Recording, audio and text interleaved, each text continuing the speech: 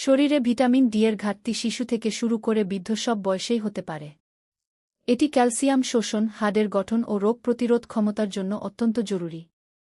নিচে বয়সভিত্তিক লক্ষণ, ল্যাব টেস্ট, প্রতিকার এবং ভিটামিন ডি সমৃদ্ধ খাবারের বিস্তারিত আলোচনা করা হল। ১. বয়সভেদে ভিটামিন ডি ঘাটতির লক্ষণ। শিশু ও নবজাতক।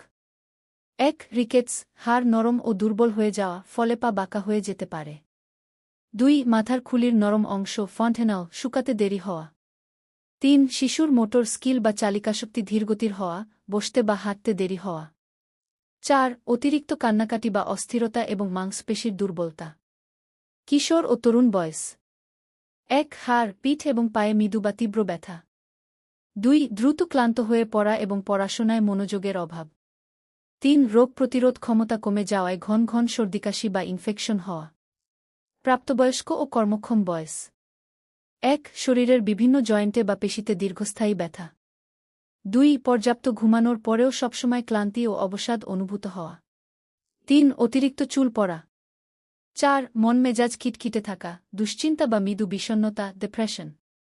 ৫. সামান্য আঘাতেই হাড়ের জোড়ায় ব্যথা পাওয়া। বয়স্ক ব্যক্তি।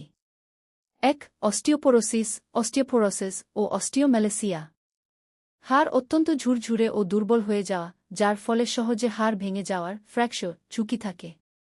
হাঁটাচলার সময় ভারসাম্যহীনতা, যার কারণে পড়ে গিয়ে আঘাত পাওয়ার আশঙ্কা বাড়ে। ২. Lab test. শরীরে ভিটামিন ডি এর সঠিক মাত্রা জানতে প্রধানত একটি রক্ত পরীক্ষা করা হয়। টেস্টের নাম সেরাম ভিটামিন ৩ ফলাফলের মাত্রা নির্দেশিকা। ঘাটতি ডেফিসিয়েন্সি ২০ ন্যানোগ্রাম মিলিলিটার এর কম। অপর্যাপ্ততা ইনসাফিসিয়েন্ট ২০ থেকে ২৯ ন্যানোগ্রাম মিলিলিটার। পর্যাপ্ত বা স্বাভাবিক নর্মাল অপটিমাল ৩০ থেকে ৫০ ন্যানোগ্রাম মিলিলিটার অথবা এর বেশি। ৩. ভিটামিন ডি সমৃদ্ধ খাবার ভিটামিন রিচ ফুডস। প্রাকৃতিক খাবারে ভিটামিন ডি খুব বেশি পরিমাণে থাকে না, তবে নিয়মিত ডায়েটে রাখলে ঘাটতি কিছুটা পূরণ করা সম্ভব। ১. চর্বিযুক্ত সামুদ্রিক মাছ স্যামন, ম্যাকেরেল, সার্ডিন এবং টুনা মাছ। ২. ডিমের কুসুম। ডিমের সাদা অংশের চেয়ে কুসুমে ভালো মাত্রায় ভিটামিন ডি পাওয়া যায়। ৩. Cod liver oil. এটি ভিটামিন ডি এবং ওমেগা-৩ ফ্যাটি অ্যাসিডের অন্যতম সেরা উৎস। ৪. ফর্টিফাইড খাবার। বাজারে প্রাপ্ত ফর্টিফাইড দুধ, কমলার রস, সিরিয়াল এবং ওটস যেগুলোতে কৃত্রিমভাবে ভিটামিন ডি মেশানো থাকে। ৫. মাশরুম। বিশেষ করে সূর্যের আলোতে চাষ করা মাশরুমে ভিটামিন ডি থাকে। প্রতিকার ও ম্যানেজমেন্ট ট্রিটমেন্ট রেমেডিজ। ১. সঠিক সময়ে সূর্যের আলো সানলাইট। ত্বক প্রাকৃতিকভাবে ভিটামিন ডি তৈরি করতে পারে।